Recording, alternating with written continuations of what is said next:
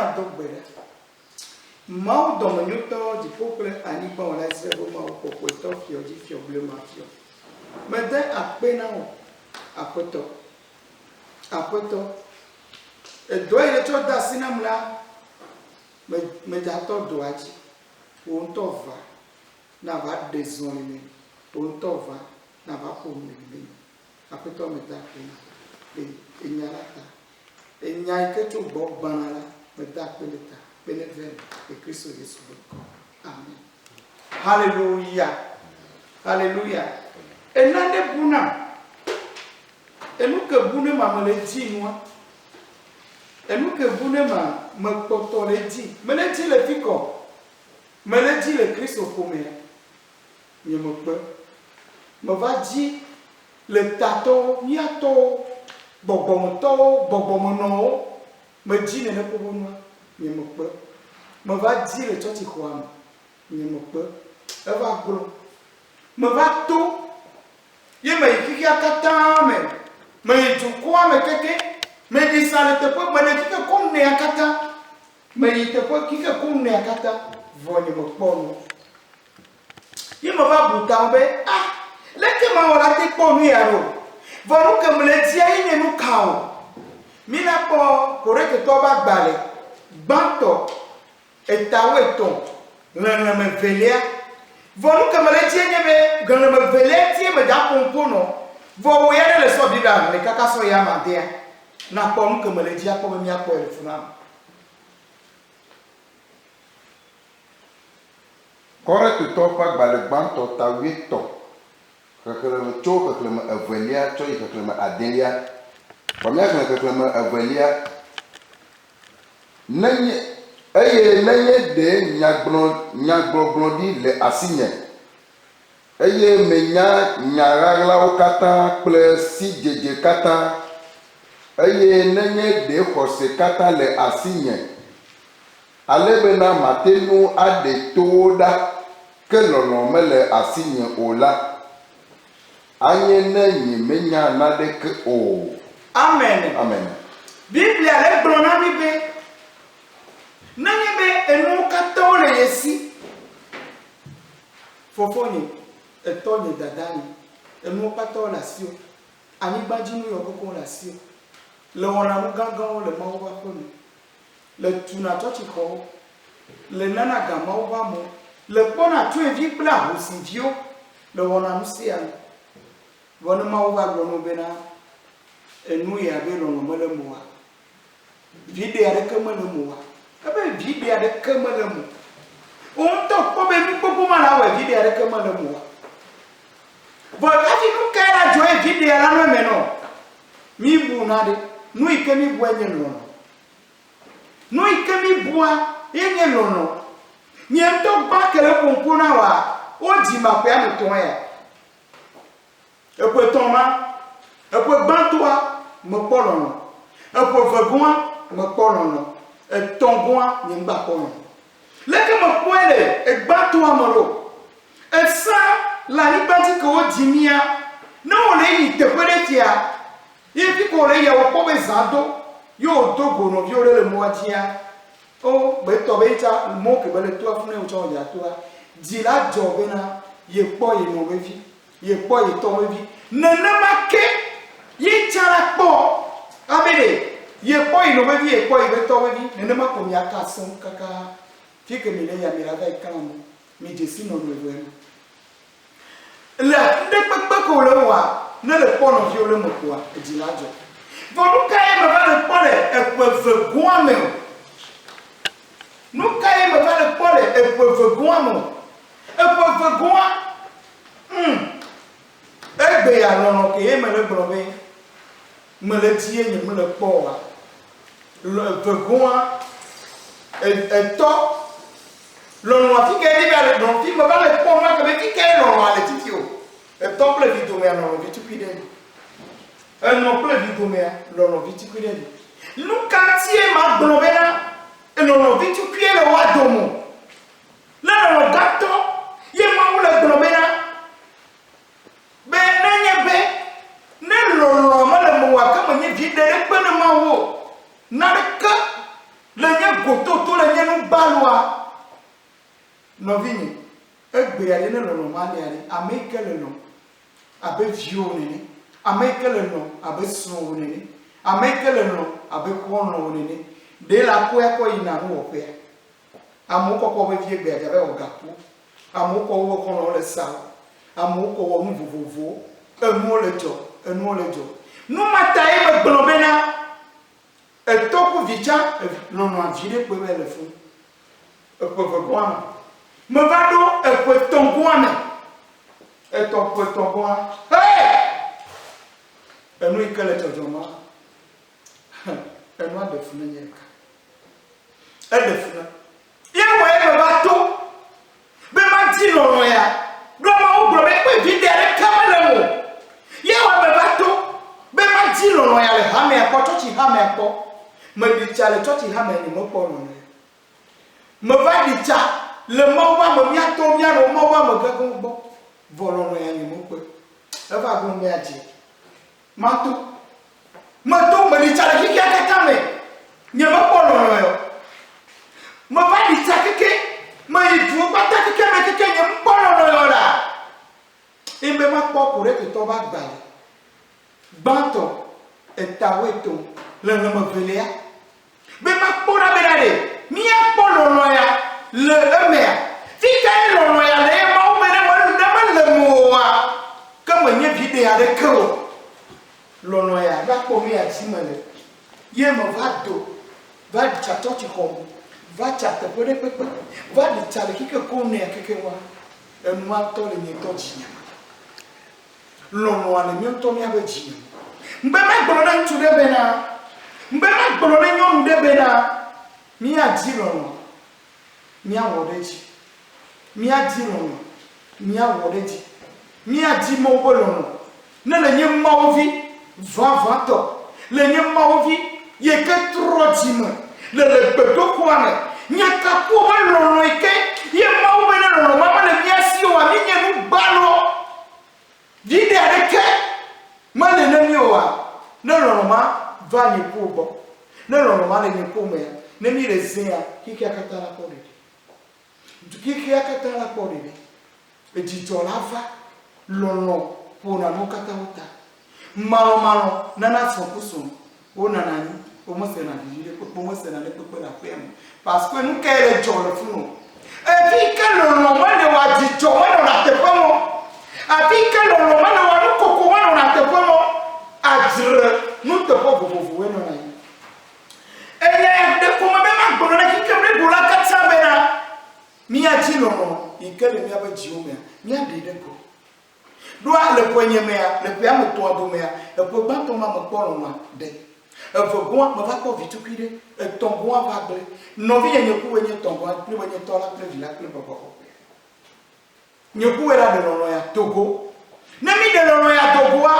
ye de popo na ban kikeme na mi de lono ya Togo amika le trosumo ye me disse ye me di masam ye be le globena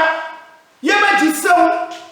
ye mu fo ka bele wo amika da cho via be savo amika ja be gbele no via doma amika ja be titere no via dia ye me disse se ya na lono e ke ma oblo be no mane no mi ama yin ko mi le sen mo wa ko mo ye ba yi kakare kike am kata am ke ba jise sen ne ya pela gbe am yo le ndo ipo be na jochi am yo le ndo ipo be nu anyu ta enwa me a kike katara trochi jukwa katara trochi ta fofoni datani novini koloni lolo hiane enyaya na wo dore mi enji ela be ma wo don tine mi be evide ade ke malemu no vini na le tu akoga le plevuga le de son ikene pe le jivi ko na pe no si anu nyono vole ma wo bagbe ikenye ma wo ikendo kikia va tu no be vide le pe mo le moari le po be nya de fois no vini mi do la tro male moi de semblo mala moi des hommes hey mala moi des hommes jipo molae menya mesiame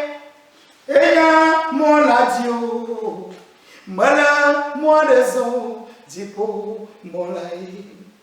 Menya mesiame. Eya moladio. Mala moadezo. Jipo molai. Nani bene na moadezo. Bene jipo mamoi. Bama be jipo na batoko. Bama be apeto na batoko. Be di e vato. Ye ba place kono. Va mala bake. Ye ma una ma brono be vide ale kama le no wa. Que amoya le zonali. Amoya le zonali. No ga yo lo mo wa ko mo le. A ho si pecho vie o ji le pori. No kunu ple jesi yo lo wode. Fi kaye de popo wa le. No bi nyamba ma brona mo de le kapopo ya. Ma brona to nye de le kapopo ya. Ma brona no nye de le kapopo ya. Ma brona no vie de le kapopo ya mo be mi tro le ga be chiu. To trop de dimea. Le temps qu'il a de trop de dimea, il est non. Le non, ma lewa, me tija trop. Là, on peut comme là, on est peu. Bon, être de funa monto. Être de funa bena. Ne m'a pas kia. Moi, la be vidé que me la siwa. Me le do beda le yesu ben comme me le dombe. Mau, non, ne trop bova mi avec Jioji. Ne apoto ne nyabera. Ne broni be vidé. Ne domagbe. Ne que portuya ne wayomi ene pe ma dile ne dile avec ma lasio le ne ti bose seji le ne be ye matro de ye mawntio ne rono malamu mate ga to de mawntio ne rono malasio wa mate tro de mawntio enu lavake e ma wala ba do be dile avec malamu be ma gani ne ya Kristo me gagné ni abe wowo lonwo ekemi mi ga de ti okikia ye na ikikia la tro jime lonwo ekemi ga de ti okikia ye na ikikia la tro jime how mau no so katanto di popula ni ba wala me da pe na benya ya ezu agbo ezu safede etura mo wojiji bo mo na bi ojipo benena safia ne mi akọ buji botro ne no no le bakere mi akọ buji botro ne no no le bakere apeto me da pe na apeto me do le ji ye mo ko bu na apeno benya ile chori mi enya e wo to le mi aji hallelujah hallelujah amen.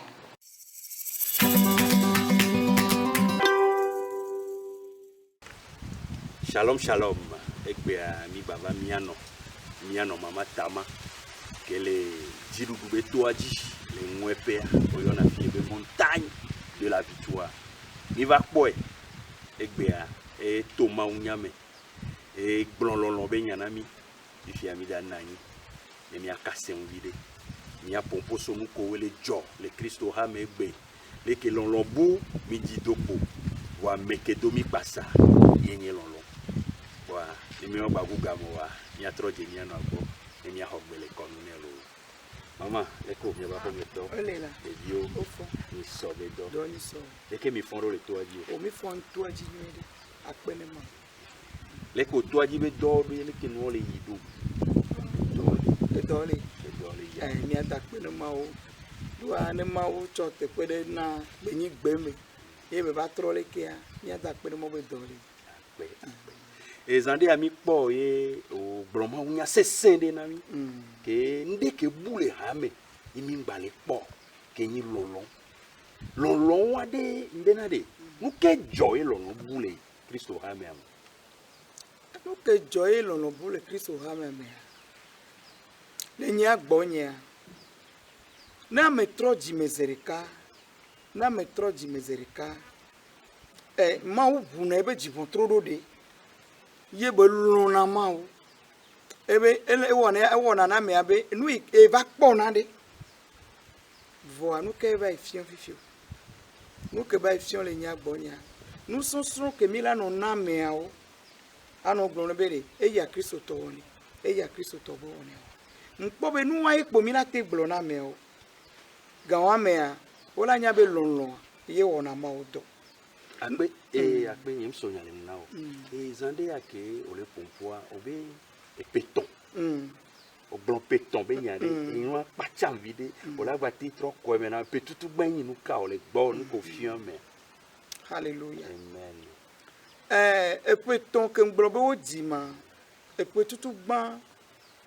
ke mu le gblɔ fifia ga wɔme ne wo le yi teƒe ɖe kpekpe alo wo yi du ɖe me abe wonyi Ghanatɔ lo wonyi Togotɔ ne ne kpɔ Togo nɔvio Togotɔ kpɔ kpɔa ne wo gbe kpɔ nɔvio Togotɔ kpɔa wo kpɔ nɔmevi veve etsa la kpɔ be yi kpɔ yi nɔmevi ke mi va lo ya me le pe tutu gbã mea edzidzɔ ɖe li ke ne mi ke mi le kɔxa ya ƒe mea mia srɔ̃wo kudo ame yiwo ne le aƒea mea wo zuna tɔ ɖeka viwo ne wo le agbodzi wo ɖu nu vɔ wo to tete wo le agbodzi wo le ka aseŋua ne ɖe ɖa nu kura la be yɔ srɔ̃ be wo yi wɔ ɖuɖua vɔa aseŋua la nɔvivi ne kaka ne ɖe va soa gbe baba te va ɖuna vɔ egbea nɔvi le vo nɔvi eye nɔvi ŋutɔ tsa etsi ŋutɔ tsa nɔvi ŋgbate le nu le nɔvi gbɔ enuwo kpata va tsaka ɖo ɖe nu ke va kpɔ le nɔnɔmea mea eye o. Fifia ɖe ame ɖewo le gblɔ be gakeme ke Yesu be nya ŋkpɔ le oa ya yewo se vivi enuwo keke yina nyuie ɖe Yesu be nya kpe vava kpɔa ye gbegblẽa vava nya kristotɔwo he gbegblẽa va loko kpɔ nya wa ɖo. Kristotɔ mu he gbegblẽ vɔ kristotɔwo adzɔgbenyi kple amenuveve yiwo he Mawu ke míwo katã mi le subɔa abe trɔ̃subɔlawo hã nene woyɔna Mawu vɔ Mawu kae wo le yɔ me Mawu yi ke nye tɔ la kple vi la kple gbɔgbɔ kɔkɔea me ye wo le yɔ wo le subɔ vi gege evi ke dzaglã eye wo le subɔ ɖo ɖevi wa ɖe meka be vi o Mawu ƒe dɔmevi vɔ ɖevia dzaglã le gbegbe ɖevia dzaglã tɔa va bi dzi doe ye be de ɖe anyigba ke be de le anyigba dzia lɔlɔ menya ke mi le gblɔa Mawu lɔ mia le gbegbe ke be lɔ mia lɔlɔ wa ta ye be va kpɔ be evi dzaglã ya nu ke be le wɔkpɔ amewo le anyigba dzia nusɔkui na yo ye be va dɔ via Yesu Kristo ɖo la ye Yesu Kristo va wɔ ebe toa kaka dzago wa ebe nu ke be fe mi ɖu do nye mi ku Mawu domea ye ɖeka nye lɔlɔ ne lɔlɔ wa le mia sia mi la kpɔ nu sia nu bɔbɔe ɖe ye trɔ̃subɔlawo tsã wa kpɔe be naɖe va ye wɔ eme gblɔ le me ƒoƒo fia Evɔ nu blibo ke le kpatsa ma ɖe ye me le biɔ wɔ be na ɖe Yesua mi nya be nyi lɔlɔ miatɔ alo Mawu tɔa lɔlɔ ye Mawu vi lɔlɔ Mawu gbɔ kɔkɔe lɔlɔ vɔ nu ke va dzɔ ye gbe mia me ko dze Mawu wa yomea mi ŋute le ɖe lɔlɔ wa ɖo go na biɔ se yi le gblɔ nya ɖe fia be ŋɖe va bu ne mi be ŋɖe kuku ne Mawu be ɖe elabe safi ɖe va tu miabe dziƒotɔa ne Mawu ne nam safi le dziƒo ne miaʋu dziƒotɔ ne lɔlɔ ɖe ba ke ɖe mia me ne mi tɔ lɔlɔ ge ɖe mia me kpoa miabe nuwo katã la trɔ miabe agbenɔnɔ keke la trɔ ye dukɔ la nya bena enya yi ke enu yi ke ye Yesu Kristo va wɔ anu teƒe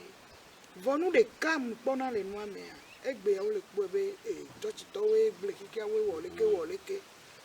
masɔ example ava dzesi ame ɖo ne wo le eme kakakakaka ne wo le dɔ vɔa dɔ va kena ɖe mia teƒea ne nya ɖe dzɔ ɖe wa dzia wo va kpɔ be fifi be yewo la kua nye ŋutɔ nɔvi nye ɖeka ɖe le ne gblɔ nya le tsɔtsitɔ ŋutia na wo ŋutɔ ne wo sea lɔlɔ be nya ke Mawu gblɔe la nɔ lɔmɔ yewo la gba ko la zene vɔa mi ko na nu kui vɔ dzɔgbevɔe tɔa tsɔtsitɔwoe va kpɔ edzi kaka wòsɔ va yi ko ebe Davi awo mi kpe ɖo ŋuti nye la mi do gbe ɖa ɖo ta nye la mi wɔ leke na mo vɔ gawame keke gbada yi gawame tsɔtsitɔwoe va kpɔ nɛ va do na gbe ɖa ɖe ta va wɔna nuɖuɖu ne wɔna nɛ ye ma gblɔ be tsɔtsitɔwoe wɔna kpe ɖe ŋuti gbogbo ɖe nɛ ye ma gblɔ fifi bena ne dzo efia ne lɔlɔ wa ke wo sɔ lɔea ne ge ɖe be lubɔ me ye tsa kpɔ lɔlɔ wa ela kpɔ ye ɖo. Amen, hallelujah. Eno nye misɔya mi kpɔ ŋɖe do me ɖo ɖa be ame ŋutɔ dzi ba kplɔ via sɔ yibɔ kɔn gbɔ ŋkpɔ be wòkɔ nya wa zã ɖe ale Mawu nya wa me be asɔ be wɔ ga Même bien c'est mais vite que un temps de faux divin quoi. Fiquei long wa bula beton mais kaka beton la TV. De quel est jolly hier même. Non ni awe donc on a mis des menami. Ngba poto le blonya ke. Ngba ya tro epetonya jike. Va peton dit fa. Tutu ba et puis tutu ba npo lolon. De la ni banji. Evegoa lolon aba le vo. Va poto vi pele et top ple non to. Et top ple vidomi. Et non ple vidomi. Ezwa home be lolon yo. Lolon agbaba le ka me le po e ka poa. E han baba bu. Ngba le. Lolon tongon pe tongon kemi la so ya. Pe tonyen be tongon ma ko po nu poto ya. Lolon keke va bu keke. Et l'on va bouquer et vient balai de sito et tombe balai de sivio. Ne to de sivio l'on que ma ou blonde. Ne nous colons aller avec vigne ne aller et nous et d'accord. Et on corps. Kaflan. Mia me koko connaît le dos on la ni ben jamie ko kemple moi. Vo ne galasi wa ne gavi tu ki la si o ma o no hotel le dos on pas au ple moi. Mia me ko do na hua. Miomi ba le personnel so wa moko si hunle parce que on to we la cri. Ola gla. Anya ma gla. Ma tu fe ndo driver le zerka. O driver. Mu ko driver iye la kumla. Iye la ba dindo. Iye la ba dindo fi ke ma dino ala. Mu ko driver zerka de wa glo chebe wa nyinu von. Oh mo nyinu von de. Bon ke la ba kume che ma glo be nyin to pe la ple. Mano lono ke buna mi mu le dia. Et nous veut pas mi veut pas le mau nya et puis j'arrive au be veut pas loin les mau pe nya wa et au baju le blanc les church au métier les dit loin le pas de que vient de funa gombe do au bion mide tout ba loin tobu mva na nyi mba le buta me kaka mba do ku penene ko ji ko jimea no to po manya pele ne kendo bom le yen tom le gbo peto en la si e pe tutu gba to a mo polo no e vegon mba pe moitié ele sagba e tongon lo va bu ke lo no bua ye même to ejiji le mo ji le nko nyempe Mbado hameme nyempe mbado kikeme nyempe mbadi sale kikeme konute kike konne akeke mu idu patame nyempe ne lolon le ade mi la gbobe du ya le de lolon aba fota won we anu fafa pele no ijuma me fi ake mva lo menyi so pe do we ya wa amumlo na gboji zozo me gameleke ya ne mi su asimi gbova o la po mo la gboji umlo yin wi o dan lo yin de egbe are ke lolon bo la te dan o ma te dan nenu ke o la ko do ke o pacha wa koko jo e vi e to le plovi ta fi ke nko be lolon abo mu le ji be nyu mu le pe o eye ya ta e mo ba pe le correct to ba gba e ta we to le me ame e mo pe bo la le kaka so ya ma ya dia yo la po mu ke le funa o ke de funa ma we ma uju blobe e bibi are ke me le na lolo mu la si o e bo le mi po egbe ni mi po mi abe ha o me so nya glori adeyeye enu popo gbe hoho gbe sese wa wo mi so dado nko so ulonlo alors que ma o le blobe ne nu pata la si o no mu la si o le si bebe goto tono vide we gbe a ni po be nu wo le bebe na mi wa me ni pe gba ji lolo le ha be amolo mi apata mi apo nu mi agbonyari mi awe keme ple keme wa lolo ko gbona ke mi po la apostolo pa agbanleme ye obe wa pata o no tu yo so abe nu so odunu ye va do gapopo de me obe ewu amenoto ewu no de pe ngba ba no wa me we gbe le mi abe church yo me church antoma e gato levo do meto levo wa me no levo nya so no twa no nyi mi apo nyare cha Cristo to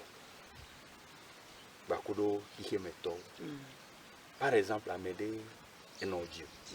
eto bakuro no o aweji omjesi Yesu ton subolo ni wa ba si ba do gare ni lo ba ho Yesu bifia ba le nan e fi ke ho Yesu ala no blobe ne ye no baku eto ho Yesu wa o ma du ba lo ni enyawa le popo Alléluia. amen Enyawa ne vi ne gblɔ ne nua be ne mu xɔ Yesu ma du ba lɔ me nu bo de trɔ su Kristo tɔ Kristo tɔ la e xɔ Yesu ye xɔ Yesu tɔ ba kuro no e gba le trɔnsu bo su nyɛ ma gblɔ be e pompo le manya nu ke wa gblɔ be pompo le manya enua trɔnsu bɔ la be nyi gbɔ fɔ e be fu e trɔnsu bɔ la kpo be nyi kaka e hu agboa ne e ma wo ba hu agboa ne be do be nye via ame ke me be dogonoa ame jagla me be dogono eya ke be ba kpo Yesu Kristo e ke be na de ame ke bobo ame ke jagla e Yesu da e jipo dara ame ke boboa e ye ava dogo ne nu agba jagla e to agba jagla cha e ye la glo ne nu abe oh mama onya be nu ya le ke be ni voire mba dogo mse enya meve e tro subo to gbe nu ko mi subo na cha ba dogo ame de yo ne be Yesu Kristo e me ba po be nu yo leke yo la zon anu awo po jora nya gbonye be ka gbe oji o cha ba le ja ba gbonye wana labo no me ne ma yo ka fi ba gbonye wana no ne nu na ko be le be to be yi na vana ye be ne nu ela pre ko joji ela yi to agbona wo ko jona ti ela wo gawa mene le gbon ma wonya le gbon nya de no wa ola se kama tutu ba mi agbobe e tron subo be nya ya me ase dare e ye le jime na me aho me ko le fifiare ne gba ni ko kaya ntocha aho to ba to no be to egbere la vivi na wa no fion be aho wa oju gbobe dole me egbere la joji na wa no ke mi le bu mi a Kristo to ameke bomi sonya ya la jaga miawe la bobo emi la doji ta vi mate to ne no abe no o mutroji mo ma du ni nko o le podo me ne gbe basi ba mi anto Kristo to wa tutu gba o to po e majiwa bere ne jijaja e jire ka pe jana ni mi ala e jana ne wunu e jana ne ma usubola e la po be lo kele ma o me a e dere ti o pata o ke tro di meare o be nye Kristo to egbere mbe ma to no be tro subola onyi gbe tro tane no vi o le tro subo me gbe ya ngba po ebe ame barayo ngba po ebe nu gbegbele be nyu o wo de enyanwe ko ba se ye wo la so jigbore doa ameke be jifa ameke be jinyu ameke le jilonwa ye be ha ye o le do wo la so lo gba to na no so lo gba to na ye wo la no se nyawa enya bazu ameve ola no setowa ola no kpo wa to ara ola no setowa no kpo wa to ara pa amenu be viara ba o we tro bodo jo jagla jo wa glo ne be o madu nu nyi wa be ne chan glo nya de do da wa o enu ele do mero de gbele mi abe homo o me mi aglo ne mi abe Kristo to be no homo ma e to ba ku vi o ma amesi amema ba yo ba le glo mi a Kristo to mi awe mu le wo nyo oko mi o mi ni mi ano wa ni mi po mi le ga nya o to gba mi do na no bi o mi e be David la no afide do pe ho Yesu ye ya npo nya le ke be la zon ya do wa ni mi gble na mi ya no wa chon se ya o la tro do nti e ba fu po mi le e yo mi do ya ni be mi akonu me no Kristo to e do mi be enu ke me to kaka ba do gbe esubo mi go blon ave me ga ho do na lo bene di vinto cha e citi alo la cimento cha na mega ho na nyela con le peso mi hanno mi le pomposo e to transbola ba kuro vike ho Kristo mi o de mena mi segon mi fi mi le bio be le mi ave du yo me e transbole lo transbole mi nya va me do yin na azeto e me fun di azeto beble po ojina me ma bio be na de e David ke e do jesibe e to ba ko e no azeto kengbo ebe ho Yesu are le kebela no agba kuro ne devia ko Yesu a tutuba ebe gbedodora voma jaglale eto akple no tio ye enoa ple toa wo eji vomu wa we do ache papale ji ameke do ache papale ji ale jipo ola sena be nyonu azeto elo boku vyo mo vivi no tunsu azeto elo boku vyo mo vivi no ameke do ache papa ne de viagia ne ya de gbea mate ya zia mate ko e ala jia bo mate ko ne nye be vi to do ache papa re viji ne be vi to be aso e be vi wonde amere la le aha ese wa eso kaka chipo ye we evia etowe bo mu ache papa le ache papa ke ma udo reji bibla benu ko bo jesi ocho da wo bo podomeke etia be ma wo ba si le ji ocho da wo bo podomeke da wo ma ye ejiwe bo me ye do ache papa le ji ta na zele tosia ola tenya ze to be bi waze mana si ola tenyi aze no be bi waze mana si o yen gbo wa mle bi obena de leke David ke ho Kristo a lanu agbedo da wa gbodu wa bazere mu ka ovio e ka mi kuma o ola gbron ma o bede e to nya leke bele ya e on to le ma o le nya vom le jibena de e hun no trona jime azeto trona jime a o papa ba dogo pe to ni pe no yo lamla na me ke o dogore ame abenti nya trona no dogwe you be nye mau Yehowa zeboti amekenyi fia odi fio ye pache ne kiki akata ne you agbeto va gbebe azewa o magazine gboware ola teze o mateze obenu ka hajire gbebe mau de gbenu ke elenye papa ne le de gba ma de keme galio na le ponu no kata obobo masubo o se nyenye kome na e mau de gbere eto o mara troji yen tok be na ba to be fifia be ko be azere si be ma wo ne kwalesi na ze to be ye ba ze ne jone ya ne to fa ma wo gbogbo ne be ne kwalesi a no vi nya ma jiji ori ma wo la kwalesi e fi mo jibe ya globe ne asetori troji me va Yesu bo Yesu le klalo la kwasi la kwalesi o kone ne yen to ne troji mo ton ye be globe ye ngbale ji o ye be le blibon ne ma o le de kuku ne ma o nous vont yo kata bo wo vai ye bele kruwe mene mawo le gblene mawa maula ko yano mi da pe no le otro ya ne wo enu me de onji enu e hia be mi ye dia mi no va gbo ne mi va no ho enu la wo nso da menyo ko la polo mi mi la pon ko ya benade le gbe ame fi ya de le to aji ya ba to ko no me na le ke o so vana to aji ro et toi jibe vava problème de pe mu le nti tutu gba mi agblovena ne ogbana to ajia odo la jisi gbera no ogbana bali be moji emi le boa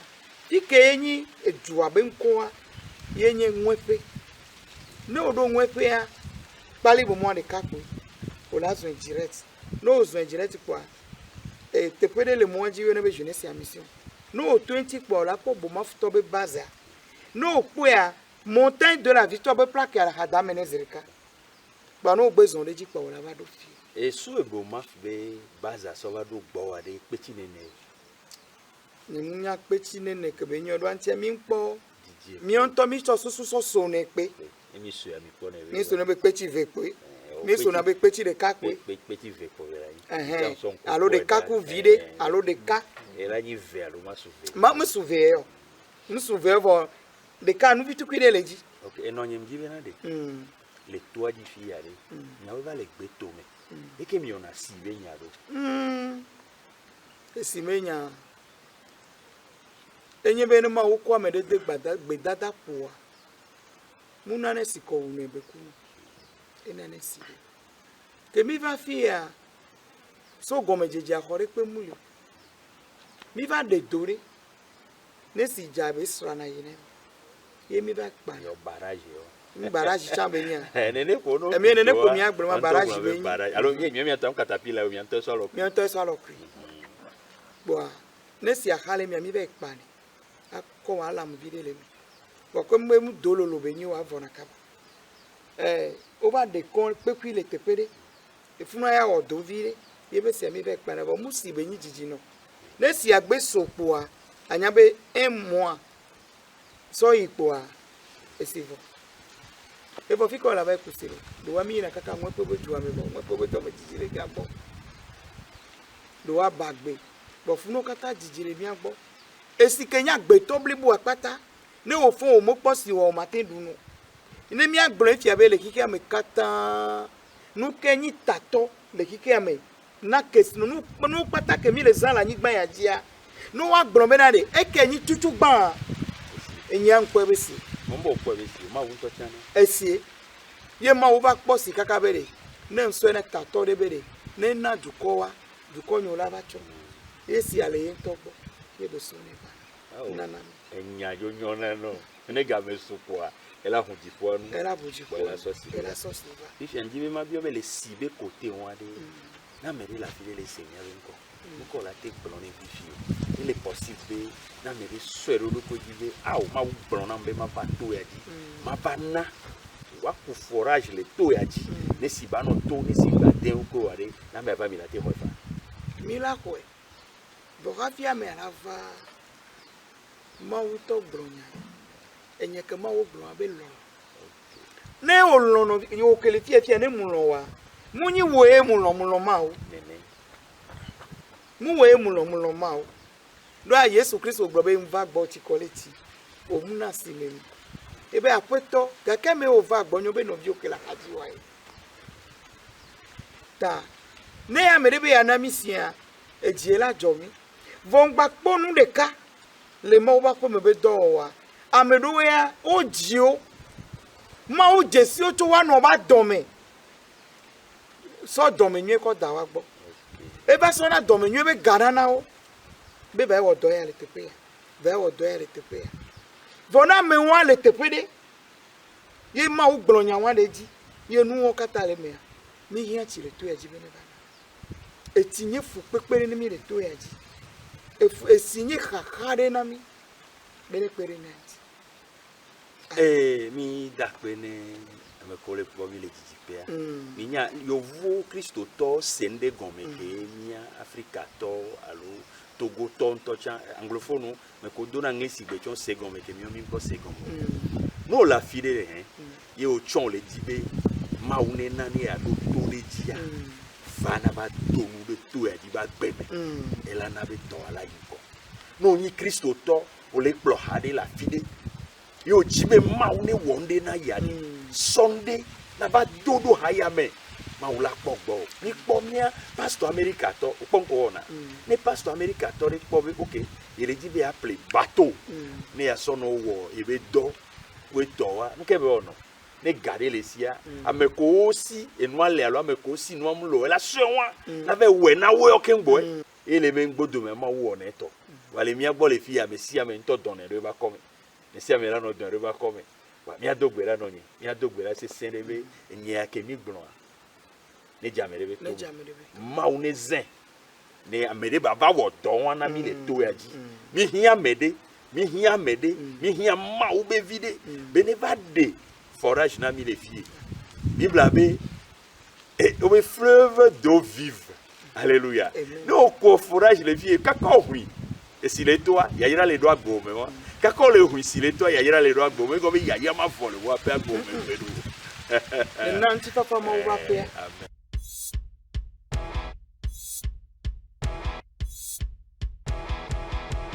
ninya be ma wele we o ma wa meji po be to na ke ngwe woni amero le o la da pe to hera na le fi to fo ne ma o ke le plo le to e amo le gbogbo ni apostolo William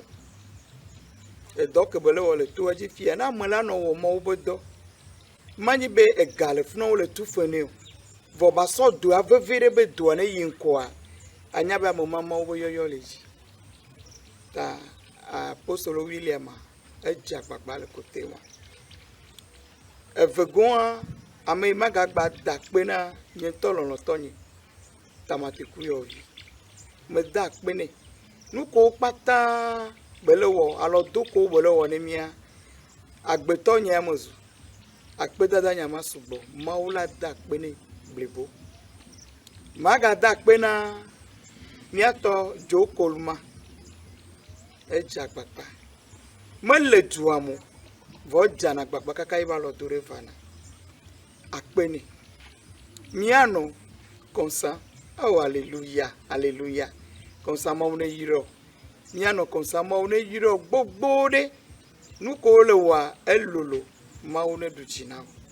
le que mi le tout du montagne de la victoire maula tout du mieux chana na victoire là no mi abagbemi amen pastor Jemba oh e vigne de kasi venene o akpenu leke le va trop tout e dik pata maune trop agbo ne akpata nuko mi amoyo pata ne le don le fia o akpenami pastor David maune yiro leke le vana va djana tiodo o ke le gbogbo mo ku gbedora va ti ko le pa me le va kenu keke bona be mo va pia mo nenyu le gbogbo mo plenti la me maune yiro pastor Gérard me da akpe manya blono leke le va tro to ti ko mo pata do